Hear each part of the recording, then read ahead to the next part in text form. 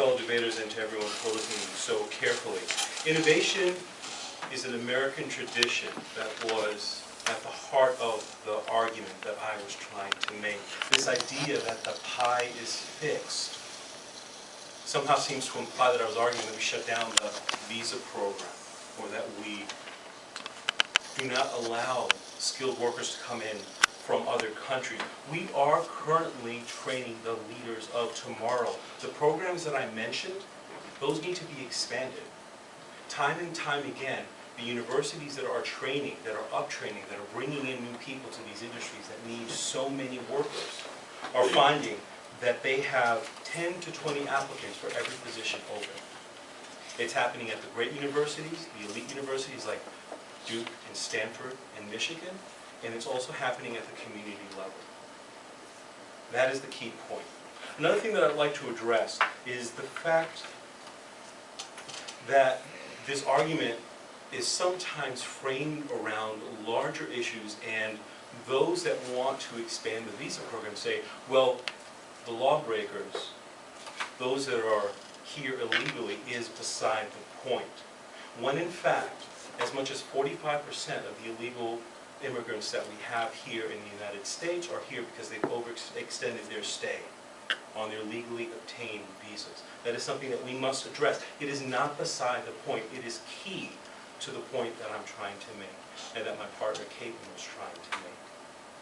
Another thing that is often brought up is that our immigration rates now pale in comparison to the immigration rates from a century ago. And I will argue that the United States is in a completely different position than we were a century ago. We are not the United States from the late 1900s and the early 20th century. We are a fully developed economy. We have grown from being a wannabe to being the leader of the pack.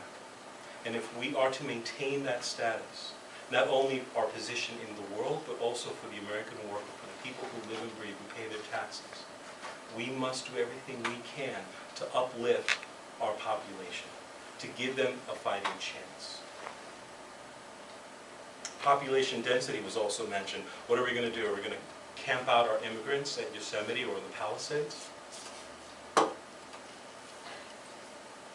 PJ quoted the Brookings Institute in saying that immigrants raised the GDP by $37 billion. Outstanding. That is a fraction of our economy, which stands at $14.3 trillion. Fraction. The U.S. population is not meeting the demand. I said so. I know so. We all do. The question is, what are we going to do about it? Are we simply going to import the workers to our country, or are we going to take our population and help them grow, help them realize their potential? Our educational system is failing our population. That is the main argument. I wasn't arguing the point for the affirmative. I was simply saying that we need to look at this issue with new eyes.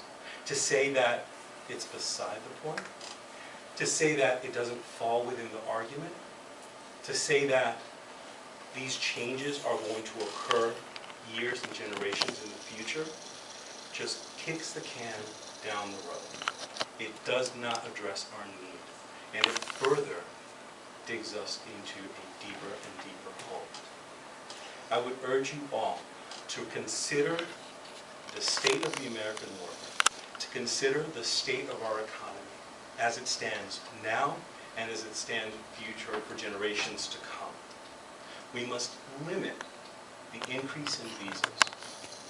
We must increase our dedication to education. We must increase our dedication to our fellow workers. Thank you, ladies and gentlemen.